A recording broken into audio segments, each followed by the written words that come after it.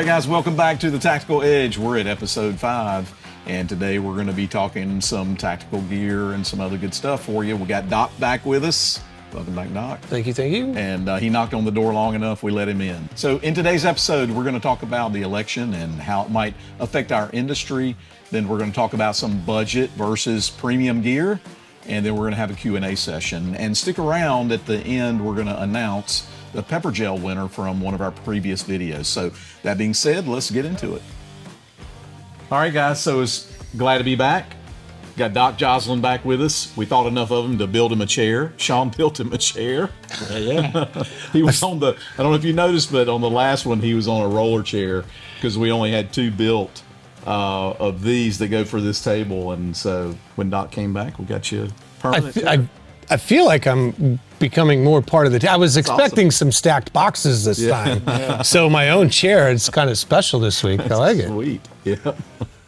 This was actually the table setup that we got for the GOA. We didn't end up using it for that show, so we just brought it in here and we're using it. So we actually have 4 chairs, so we got enough room for one more if we get enough. What have I been saying? Everything in your kit's got to have a redundant purpose, right? Okay. So it works out. Well, one of the things we want to talk about, we want to start off with today is we're talking about election results and kind of how that is going to fare for our industry in general. Just some thoughts. We're just, thinking about it and seeing what's going on. Of course, I think around this table, we're glad to hear, and probably most of the people that are watching glad that we got the results that we did with the election. I'm cautiously optimistic. Yeah, for sure. I think it was the best scenario out of the 2. I think given the ingredients that were on the kitchen table, right? I think this fared for a better recipe for our future than some of the alternatives.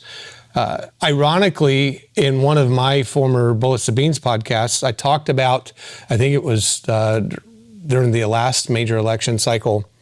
I'm making this up, the letter number, but there, I think it's Madison in,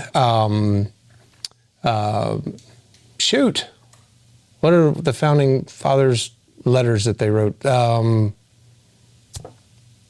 Come on, David. Madison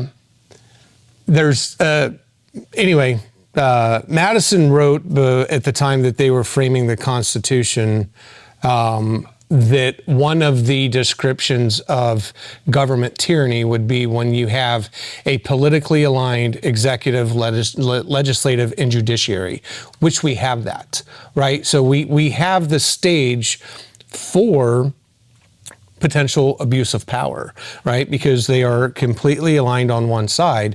Now, back to what we were talking about, the best ingredients for a recipe for our future, I believe that. So I think the world stage is watching to see what they do.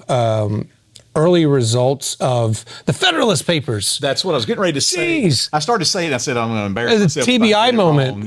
So my IED's acting up again. But yeah, it's... I think it was in Federalist 42. I could be wrong on that, but it was Madison talked about that. And so we'll have to wait and see what happens. I think some of the early cabinet nominations and appointments in his administration that President-elect Trump is building, I think there's potential there. We'll see what chapter in our American history book is written over the next 4 years. Hopefully it's a theme of progress and a way forward for our country. But to your question about what this means for this industry and the work that Maverick Tactical is doing, there's a lot of people not happy about it. One of the things I'm wondering is, it's President-elect Trump. The inauguration is January 20th. We'll see if we get to that point, what happens, if there's going to be any pushback on that. There's been some discussion on that throughout some channels that I've watched, but I don't want to be that conspiracy theorist too much either. But yeah, I think the platform or the ability for them to try to limit his inauguration is fairly well evaporated. I agree with the House. Since they got the Senate and the House, the House especially. Yes. Yeah. And I think that we would have seen or heard plays. I mean, the freshman Congress gets sworn into office on January 6th. If they were going to try to do something, they would have to put those articles forward when they come into office on January 6th. But you would hear the Schumers and Pelosi's and the anti-Trump portion of the left probably articulating. I don't think I think there's such shock and awe about the turnout right now that they're trying to wonder how they regroup their party, which is what they should be doing. I think the electorate map, not the state map, but when they showed the results by electoral district, was the most telling of the will of the American people. Right. Almost all of California was red. Most of New York was red. Almost the entire country was red. And I think that just demonstrates that the will of the American people, they were not happy with the policies of the current and about to be former administration. And then unfortunately, I think Kamala Harris, Vice President Harris, she just didn't do anything to say what she was going to change. Right. In her defense, though, she's in a pickle. If she openly says she's going to change anything, then she's admitting failure of the administration that she's a current member of. Right. And then if she said nothing, which she did, then, I mean, the whole country just demonstrated they weren't going to tolerate it anymore. Right. So, yeah, I think January is going to be interesting. And then the things that, as we get out of January 20th and into the new administration, yeah, I mean, they have the deck of cards stacked in their favor in what they do with it. They'll be held accountable for. They will either be praised for it or they will be persecuted for it. Well, and with the financial situation that we have currently in our country, it's tough to walk into. You know, $36 trillion debt, inflation, things of that nature is going to be a difficult road to climb. It is, but there's a little irony in some of the early actions. He created a new government office to reduce the size of government, right? So with Musk and Ramaswamy, with the Office of Government Efficiency or the Department of Government Efficiency, ironically called Doge. Yeah. I'm sure Musk had something to do with that. I honestly think that they will go in. My concern is when they talk about getting rid of the Department of Education, making sure that there's a pathway and safety net to make sure that they hand that over to the states properly and not just cut. But given Mr. Musk's track record in his business prowess, I'm cautiously optimistic that they're going to make the right decisions. They're not just out there going to get a big machete and just start cutting government spending without some kind of secondary, tertiary plan. I mean, Musk is a thinker. He's a very critical thinker, and he always thinks second, third, or fourth. Well, Democrats will certainly want to lean it that way, that, they're going to cut everything and cut everybody's job in the government and everything. But I think, like you said, they're going to be responsible with it. I hope so. What concerns me about 25, and I'm going to apologize because it'll feel like a bomb on you because we didn't rehearse this in advance. It's something that I've been researching and working on in the background. What concerns me about 25 that is specifically tied to the transfer of authority. There's a lot of intelligence coming around about Al-Qaeda having a U.S. homeland attack in 2025. Not a presence. They are actively planning to hit us in 2025 on our own soil with a swarming attack. There's some intelligence and media assets that are very limited in coverage on this. And I think that bears more into what we were kind of talking about. What does this mean for preparedness? I think people need to understand that the last 4 years, and this will sound very critical, and it's intended to, the last 4 years of failed policy and administration has made our nation very vulnerable to now there is a credible and real threat that our number one enemy in the world will hit us on our own soil in the next 12 months. Yeah.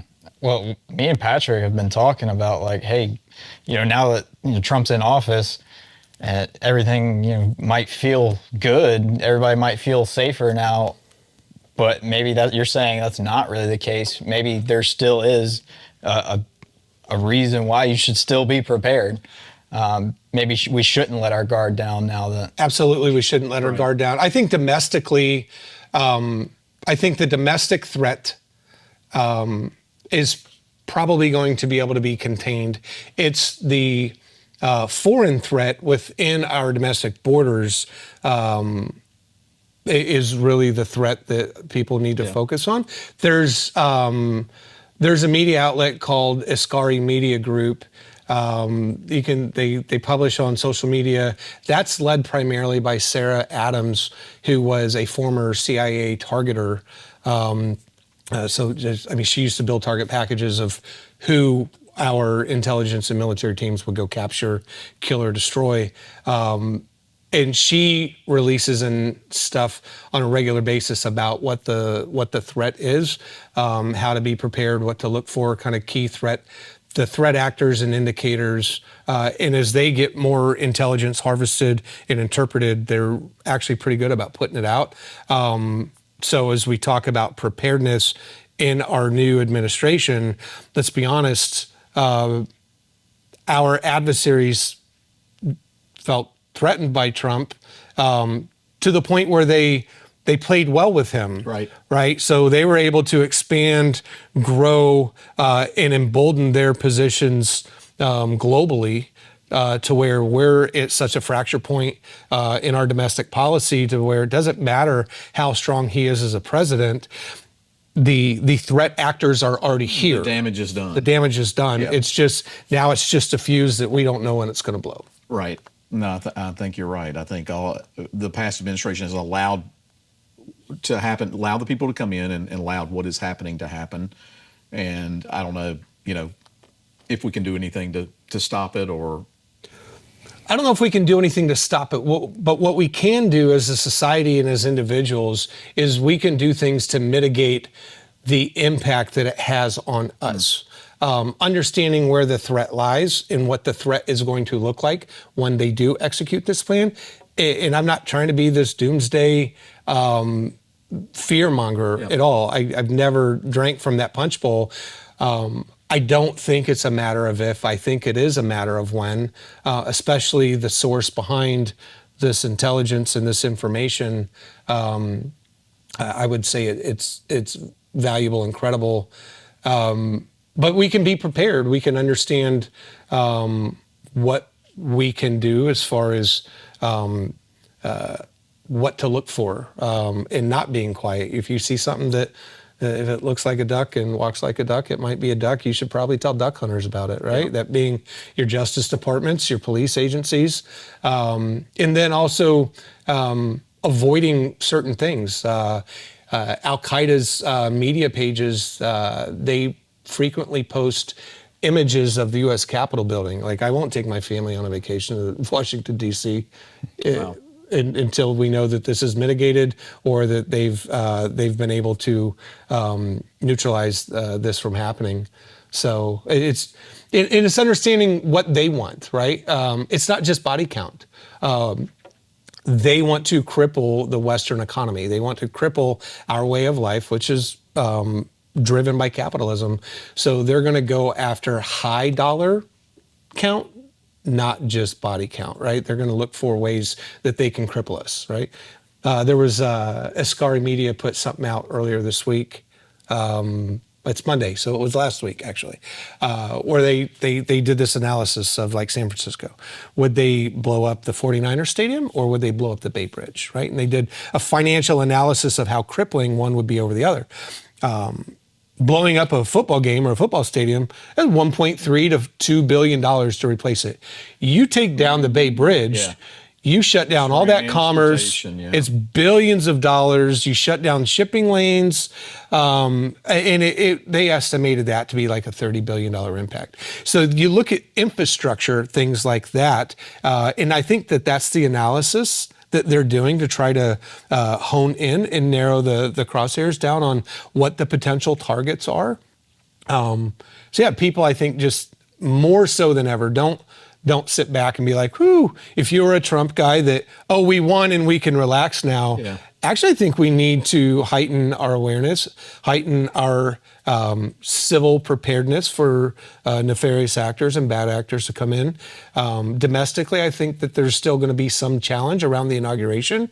Me personally, I think after the inauguration, that should quiet down. I don't think police forces are going to be living under the threat of defund the police because this incoming administration, yeah. they won't support that, right? So I think police departments are going to be emboldened. I think they're going to be better budgeted, and I think they're going to be able to regrow the law enforcement community to a better posture. So I think that would thwart some kind of the domestic, kind of hostilities and bad actors. I worry about the international threats that have been able to literally walk in our border and set up cells and be prepared for whatever they're going to be ordered to do. Yeah. So as far as our industry, I know when Trump was in his first 4 years, I remember that things in the gun industry were down, but people were not really buying guns. Gun sales were down because people felt safe. Mm-hmm. And I think right now, you kind of, like you said, right now is sort of that honeymoon time when we're feeling good about it and all. But it'll be interesting to see, as it progresses. Right. And the geopolitical sphere is always evolving. Just because we might be good under this administration for the next let's walk this dog out. Even if they did amazing things and helped reconstitute our country, and then J.D. Vance was able to get 2 administrations in. So even if we had this kind of ideology for the next 12 years, that's always subject to change during an election cycle. And they could go in and make a couple of bad decisions that get monopolized on to where the red wave isn't so red. Places that are traditionally blue go back to being blue, where there's really a challenge at the House, where there's really a challenge at the Senate. And when you start taking some of those key houses of cards away and change the hand of cards being dealt, makes it vulnerable. And unfortunately, as a service member, I love our country. I fought for it for years. And I don't want to discredit or talk bad about our people, but we can get lazy. We get comfortable, and then we get lazy, and we let our guard down, and that's when you get sucker punched. Is when you're not looking. Yeah. Right. So what I think people should do, you should, if you're a Second Amendment enthusiast, you should keep training. If the economy reconstitutes and the economy gets better and we get out of this recessive spending habit of our country, and more of your money that you make goes to your paycheck, and you've got this cool, maybe rose gold Glock that, like my wife wants, buy the new gun. Right. Train with it. Yeah. Take a class. If you've always wanted to save, and take a class with some retired operators, or if you've got your concealed carry, but you want to take a defensive pistol class or a pistol 2 class and you want to step up your game, do that.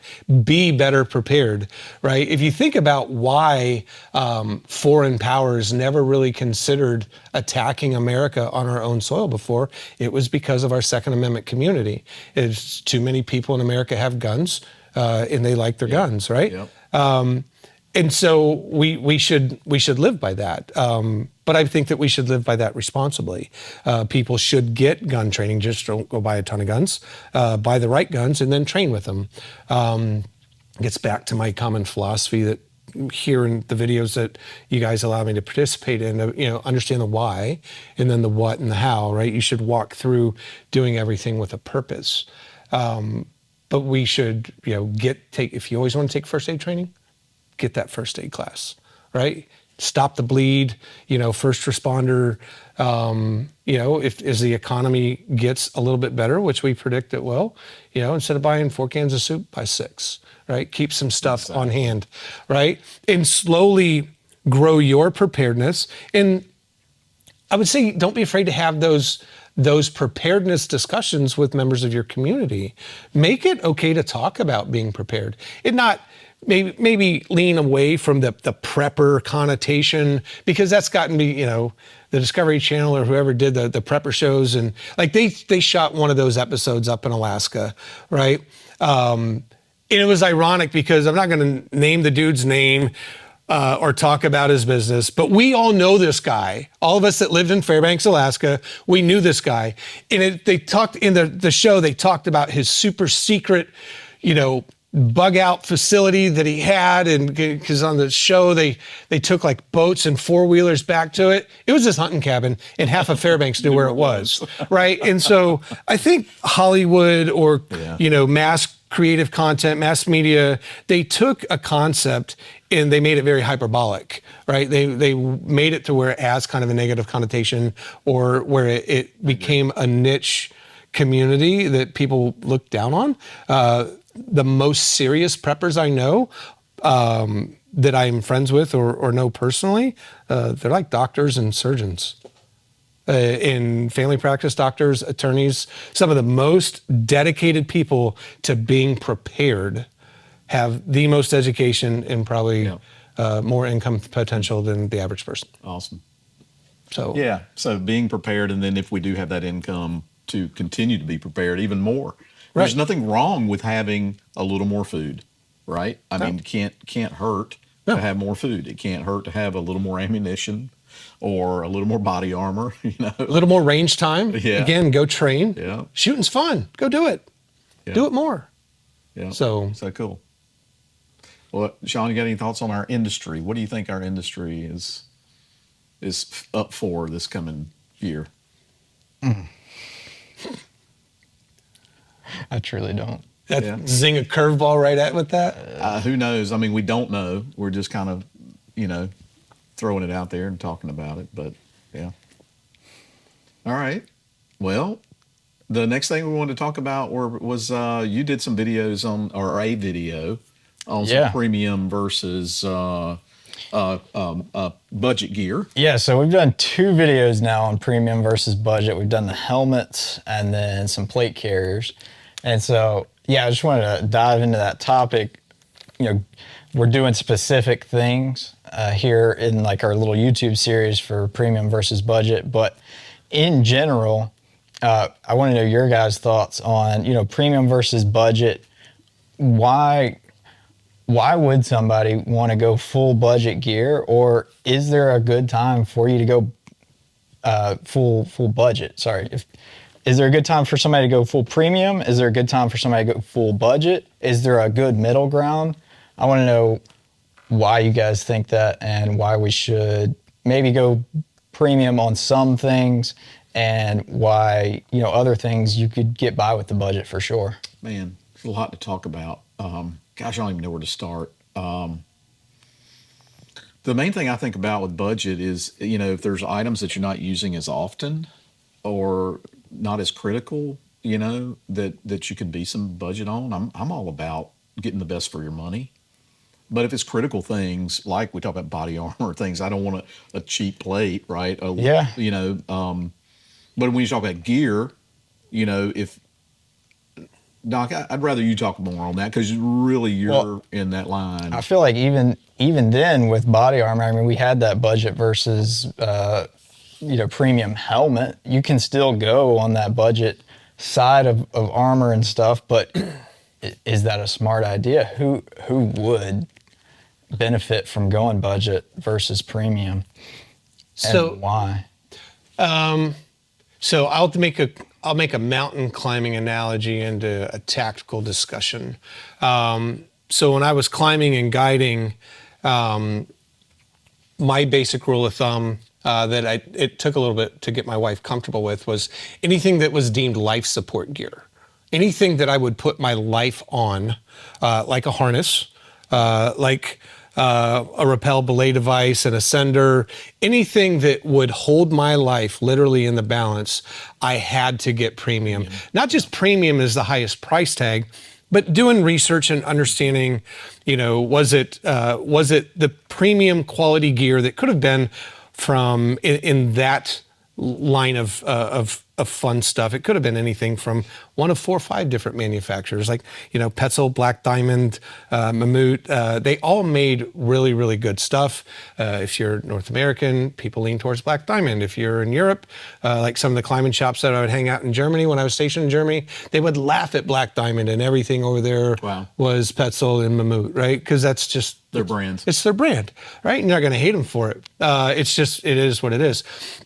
So I started with life support equipment, right? So when I think about tactical, applying that kind of methodology to tactical, I definitely think your plates are life support gear, right? And then within that, maybe not so much, but like my wife's got a very nice, expensive sports car, and she can't put cheap gas in it, right? You wouldn't put top of the line plates that you invested in, and it's an investment, right? You wouldn't put that necessarily in the cheapest plate carrier unless that's all you could afford, right? Everyone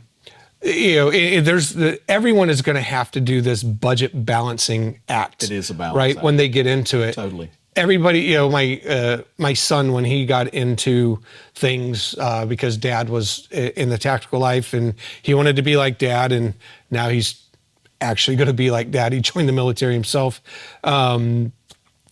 He started off with some of the lower end things, and that was right for him because it got him into things. He got familiar with the idea of tactical belts at the range, and a plate carrier with plates in it, although previous discussion, he was young, very young at the time, so he had steel, right? Because he could afford it, and B, it helped him get in better shape. It had a kind of redundant he was young at that purpose, time. Or younger. And so, but it got him used to working a weapon with kit, low crawling, going through windows, different things. Training with it, which will suit him well now that he's actually in the military, because it's not starting from scratch for him. But he had to start entry level. I mean, he was a teenager, right? He worked at a car wash. He worked those 16, 17, 18-year-old kid jobs. So that was within his price range, but it got him exposure. And then as he became a little bit more financially stable, he picked the right things to upgrade. And then he consulted. He's like, hey, Dad, I've got a little bit extra money. What can I do? I want to upgrade this and this. And, well, why? That's my default. Why? What do you want to upgrade for, right? Why do you want to do this? So I think that there's a reason there is a time and a place to start kind of budget. And that might be all that you could ever afford. Or you might realize when you do the why, I want to do this, but none of my friends do it, so I'm not going to do it very often. I'm probably going to go to the range 4 or 5 times a year. And does it make sense to have $1,000 gun belt? Right.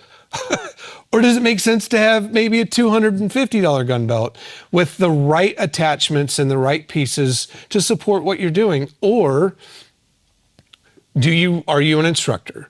Do you run other training classes, or do you participate in other training classes to where you need gear to hold a little bit more, that you're going to run it through the testing ground a little bit more frequently, to where you need things that aren't going to fail, that's going to attach to the belt, your pouches are going to, and your accoutrements are going to attach to your belt properly without sagging, ripping, tearing through the MOLLE webbing, right? And as you get more into, or are you a professional gunner, right? Are you somebody who is a member of a SWAT team, or are you a member of the military? Are you a military reservist, and your command allows you to use your personally owned gear because they know that you'll be better protected with it? They might not allow you to use your own plates, but the plate carrier and stuff. Like when I was on active duty, I could run my own private plate carrier. We had one sergeant major that threw a fit about it, but most of them understood and were okay with it. Right? So it could be anything from that entry-level person up to professional gun guys, and anything in between. So I think there's a time and a place for that. that budget conscious. I want to throw a more like structured approach here. So let's say we have, just a civilian person who has just basic gear right now. They have a Condor plate carrier with some steel plates in it, some clothes they got from 511 Tactical, just some regular old boots and a handgun.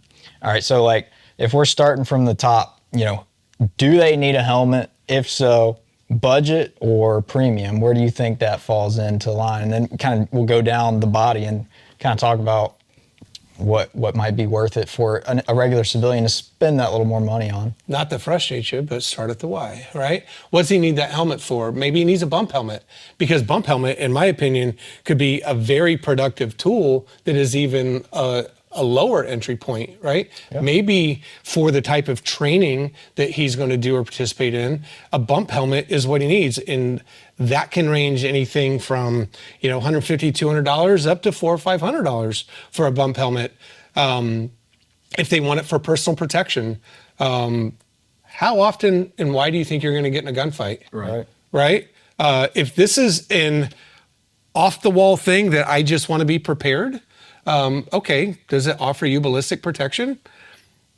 You've got to be able to justify the purchase, right? But if you do milsim and then you also take extracurricular high-end gun classes, that might put you into a higher-end helmet. Maybe you have a $5,000 set of PVS 14s, and like you said with the plate carrier, if you have something nice, you want to pair it with something nice too, right? I mean, 100%. Yeah, there's you don't put cheap gas in a luxury car, right? And so there's definitely that focus that needs to be thought about. I mean, going down from there, obviously plate carriers, we kind of talked about that a little bit, and plates. I think that's something that would be one of the first things to probably spend your money on first to upgrade, is getting into lighter weight plates, something a little more stopping power, and definitely something more comfortable. I think that's the biggest deal. And that's you hit my point that I was going to make directly on the head. You talked about that individual, that kind of test case, guy with steel plates and a Condor plate carrier. Yeah. Right? Is it still comfortable? Yeah, I would argue not. Right? So if the answer to that is no, what can make this more comfortable? For sure. Well, you can probably shave a few pounds first, right? Again, look at upgrading the plates, right? And then did you wear that carrier out with thin steel plates that were shifting around because they don't necessarily have the best harness system to hold the plate in place? So now did you get some, the material and fabric stretch and give a little bit? So even though you put lighter, fatter plates in, they're shifting around, and so they're causing hot spots and they're rubbing. Oh, yeah. All right, so now we've upgraded plates. Now we've got to look at a better plate carrier, right? For sure. But again, that's your life support, right? If, God forbid, you ever get into a defensive shooting situation, or an outright world got stupid self-defense situation, right? You need to be able to move and not be distracted. You need to be able to know that your equipment's not going to fail on you, or that you're not going to fail on your equipment, meaning I'm getting ready to run and aggress over here, but I got distracted because my plate is cutting into me. So now I turn to address this. I just opened my flank and I took a shot, right? Because I was paying attention to something I shouldn't be paying attention to. And that's why I really look at the life support type stuff being where if you've got the money, where you start thinking about those upgrades. It's really a difficult scenario because you could look at people from a civilian side. Most of what we see when you talk to civilians is, well, I'm going to hang this in my closet, probably never use it. But you don't know. Right. And then in a scenario where you just talked about and you do need it, and now you've got the least expensive thing out there and you haven't trained in it. Well, yeah, I think we need to hit the point that if you're just buying it and hanging it up in your closet, you shouldn't have bought it. That's not the point of this. But honestly, people will tell you that, hey, that's what I'm going to do. And so it's from some scenarios I look at, that's who buys sort of that lesser expensive or the budget conscious. But if you do, from Maverick Tactical, and my personal opinion, we're buy once, cry once. That's what I believe in. It's what we believe in. But some people just can't afford. It is just the bottom line. And I'll tell you what really hurts my heart the most is when I see guys that are working doing jobs, security jobs, and they'll walk in our shop and they can't afford it. Yeah. They can't afford a lighter weight set, and they're working on the beat for 8 hours a day plus. Yeah. And it hurts my heart, man, that these guys can't walk in there and afford it. It really does. But so there's budget for that scenario too. People just don't have the money, even if they're legit, working and needing that. Right. Yeah, I think again, things come back to a balance in the need, and we could probably rabbit hole the what if to a million different scenarios. Correct. It all comes down to understanding your personal situation, your personal desire or need, and then some of it too. Technology just changes. Right. And the composites, the fabrics, the things that these things are constructed from, change. Right. They get lighter, they get stronger. The fabrics that the plate carriers, the ability to pad without having a pillow next to you cutting into your neck, right? That can still provide that same level of comfort over time. We just continue to progress.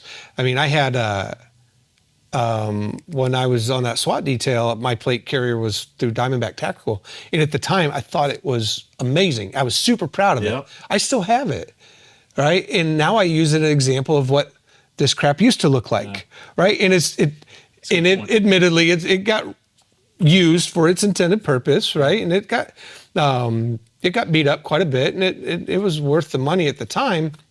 But for that same price in 2006, what you can get today is different. So, and if you are that person, even if you are that person that has it, and you train with it, once a month, once a quarter, ad hoc with your buddies out to the range, oh yeah, we're going to do this. And you do pull it out of your closet a couple of times a year, right? But if you've had it for 10 years, right? And the new things you can justify. Yeah. Everyone can justify something new that. Well, Doc's going to go shopping here. We know he likes to shop. I like to shop. Yeah. Well, it's just like any other thing we use in our life. Our cell phone. Yeah. If you have an older iPhone 10, they're on the 16 now. The 10 can still work for you. It might be a little slower, but if Apple still made updates for it. Yeah, that's a whole nother rabbit hole. But things are always coming out and better. But at the end of the day, I think it's really coming down to go train with it and then figure out what would serve you the best to upgrade. Yeah, that is. When you use your iPhone 10 and you can tell something's not loading, then you need a better processor in that phone. So you're not going to know what you need to upgrade until you go out and use it. Well, and I know you were going to say something, but I used to moonlight when I was on active duty and work part-time in a mountain climbing store. And one of the coolest things is when you sold something to somebody a few months ago, and it gave them the tools that they need. It gave them the confidence that they need, and they went out and they started. It upped their game, and they would come back a couple months later and be like, "Hey, I actually need to replace this now because."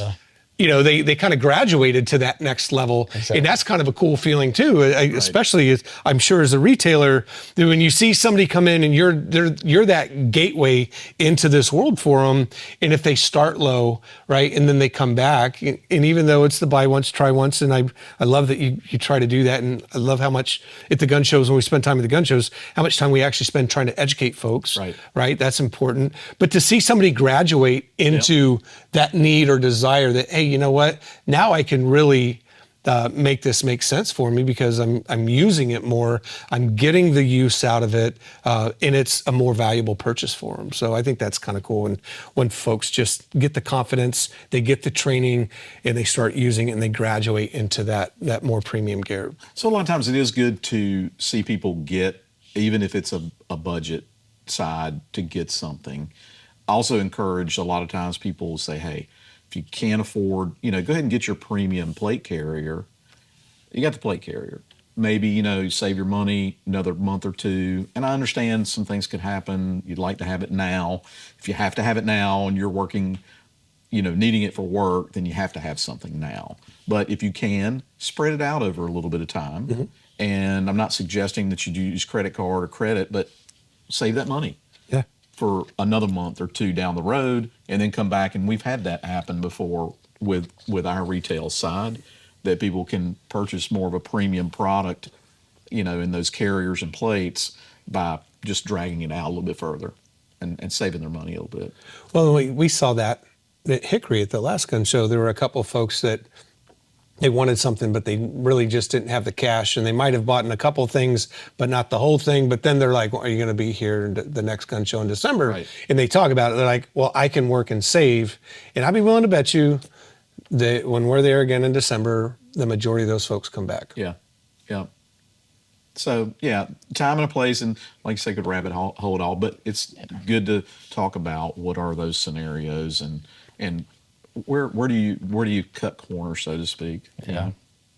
And we could talk about every piece of gear, we could rabbit hole all day. Yes, I mean, we could talk about every piece of a different. med kit that you shouldn't budget. I mean, for me, med kits are something, Yeah. a whole nother rabbit hole that I'm sure you would love to talk about, but I don't want to take up too much time. So if we're talking about budget and premium, like I said, we could rabbit hole all day long, but I want to hear everybody's opinion. What would you choose in your setup to be your premium, and then like your most important thing that you would spend the money on? And then what would be something that you wouldn't mind going the more budget option on? So I think on my side, it's hard to narrow it down to one thing. But gosh, can I choose two? I mean, gosh, we're body armor guys. I can't, I'd have to say my carrier and plates because of the weight and just the comfortability of it, right? So I think plates and carrier there, I'm going to include that as one, but my firearm, that's the other thing too, firearm. So that's my second thing. Those two I think those are my top two. The thing I would more cheap out on, because I don't use as much, is like a backpack. I mean, if you look at a backpack for 900D versus 600D, we talked a little bit about that. I'm not rough on, I don't go hiking, right? If you're going hiking, I get that. You're rubbing against rocks, you're doing stuff like that. I'm going to have a backpack, in my van or in my daily life. That's probably something I would go, I'd consider, Condor or something like that, because it's going to get me done. Yeah. So I think that's sort of a little analogy for me. First of all, I'd like to say I'm going to answer under duress because I think it's an unfair question. Of course. Because there's so many things that are important. There are. Yeah.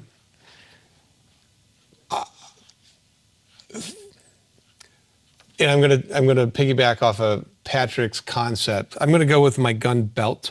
Okay. Not just the belt, but the gun belt system as the thing that obviously over the last month, 2 months, whatever, I immediately chose to upgrade and get into the Agilite system because I felt it was premium to what I had. As I'm getting into actual handgun instruction and being an instructor, not that I think I have to have the best because I'm an instructor, but I'm going to be on the ranges a lot more. I don't want to have equipment that will fail me in front of a class.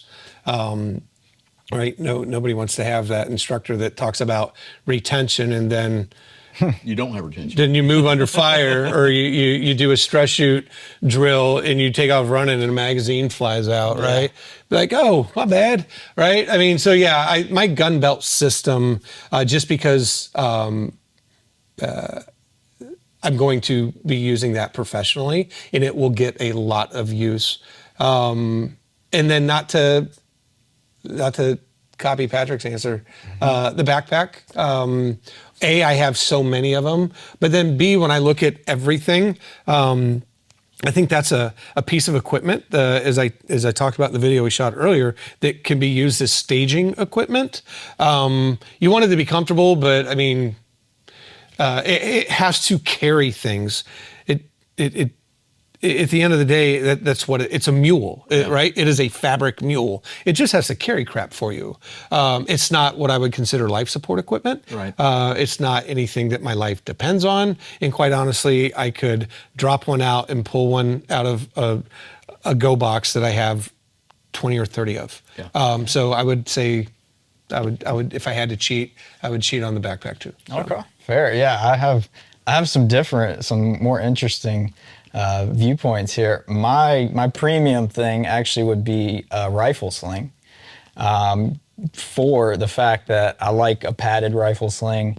I want it to be comfortable, and I like the Vickers 2-to-1, being able to go from a 2-point to a 1-point, and being able to quickly actuate it and pull it in and out. I think that's a valuable thing to have within your kit. And I think that's something, you could go get a $10 sling, you could wrap some string around it for all you care, but buying a $120 sling, I think is actually a pretty important thing in my opinion. That's what I would do. And then my least important, opposed to you, would be a gun belt. Yep. And that's just because I don't personally use a gun belt like you would. I wouldn't have a ton of magazines and stuff that I really need a very structured one for. I would have that personally on my vest, which I'm sure many people, including y'all, would say, hey, you need to build up your gun belt. But that's just not something that I've gotten into myself. So that's just something where I would go budget on. So can I throw a trump card in on one thing? This is something that I see in not just the tactical community, but in the backcountry and mountain climbing community that people overlook all the time. People look at harnesses or gun belts. They look at plate carriers. They look at, sleeping bags and tents. Your footwear. Don't ever cheat yourself with crappy I would footwear. have to agree with you on that. Right? You can have the coolest everything and then some $5 sneakers and you're not walking very far. Yeah. Right? So footwear needs to be kind of up at the top that you can't cheat on as well. That's why it's hard to say one. Yeah. Yes. I don't play by the rules, so I was just going to throw that out there. So I hear you, man. Very cool. good. Well, hey, you guys also comment down below and tell us what's important for you. What's your most important item, and maybe something that you don't consider that important. So comment below on that. Well, I think that's the beauty of this whole conversation is everybody's going to be different. Something's more important than other things for different people, and it's going to contradict different people, and it's just whatever works for you. That's right. So tell us what works for you. But I think that's a good wrap up on that one. Let's do a little Q&A now from the comments here. I've got one pulled up here, and I'm very interested to hear you guys talk on this. I have never seen this question before. And he said, are any of these vests compatible with shoulder armor? Talking about the Sub-Zero plate carrier, which of course, to answer the question, it is not compatible with shoulder armor. But I want to just pose that to you guys and hear your thoughts on shoulder armor. Do you guys think it's important? Why would you use it? And maybe, I'll tell from my perspective, then you got a totally different perspective from being military. I hear a lot of people that'll come over and say, hey, have you got this armor? Have you got leg armor? Have you got, armor down low? Have you got arm armor? So here's the deal. In my opinion, the body armor is made for your heart and lung. If you get shot in the arm, you can put a tourniquet on it. If you get shot in the leg, hey, it could hit an artery. It could. I'm not going to say you can't get hit in the leg, not hit an artery, and not bleed out. But the chances of that versus being hit right here, you get hit in the heart and lung area, that's what that body armor's for. So I don't worry, you've got your side plates to agree that that's important. But beyond that, at some point, you're dealing with weight versus what are you really doing to, how are you being helped? So that's sort of my answer. I mean, obviously you answered the question there that it's not compatible. None of the Agilite plate carriers are actually compatible with. Yeah. But that's my thought on shoulder armor. That's just my personal opinion. I've never worn it, so I don't know. So Doc, you can probably come off on that from the military side. We had in our our aim point systems, we had shoulder armor attachments, we had throat yokes, we had groin pads, we had all sorts of Christmas tree ornaments that we could hang off of it. And most people got a statement of charges and had to pay for it because they lost it because nobody put it on unless the sergeant major or somebody enforced that. When we first got that on the aim point systems, and I put the throat yoke across, it kind of made sense a little bit. And I was like, oh, let me try this. So you get that on, then you get the helmet on, right? And then I throw my aid bag on, and then I sling a rifle, and I'm like, wow. I have no range of motion, right? They're like, keep your head on a swivel. I'm like, how the hell can I keep my head on a swivel? I can't turn my head because I'm getting choked by all this shit, right? So I don't like all that. I honestly don't. I think you were spot on that body armor is to protect your vital organs. What you gain in minimal protection, you lose in range of motion, right? I think it serves a purpose or has a time and a place, like the spall or fragment armor. You see the bomb suit guys, they got armor. Good. You're a bomb suit guy. Yeah. If you're trying to shoot, move, and communicate, like all of that slows you down, right? So I'm not personally a fan, not saying that the shoulder stuff, I don't, to your point, you can probably put a tourniquet on it. There's a couple wounds that could be grave up there, but yes, a femoral shot. But what was it? It's there's a movie in the 80s. I think it's called Running Scared. It is these two Chicago cops, right? And they were like these. Billy Crystal was one of the leads in it, right? And so he never checked out armor, and him and his buddy were going to retire and open up a bar in Key West or whatever. And so they got like this last operation. They finally go to the gun bunny cage and they check out armor, which surprised the gun bunny because they never checked that armor. So he hands him the body armor, right? And he looks at him, the most iconic statement ever about body armor. So he like slides it across the counter. He goes, you know, this stuff don't work if you get shot in the face, right? I mean, body armor is not going to protect you. And it's not designed to protect you from every gunshot, right? It is to protect your vital organs, to keep you in the fight longer, right? And to enable you to close with, kill, capture, destroy, whatever you have to do in a tactical setting to deliver whatever message you need to deliver, right? That's the purpose of body armor. And when you start, when the Army started hanging all these other armor pieces off of it around the neck and the shoulders and everything, my personal opinion, it was because we were getting slaughtered with IEDs, right? I mean, we were just patrolling the contact. The road would blow up under you, or they were, mounting IEDs in trees. And I mean, we were just getting slaughtered with IEDs.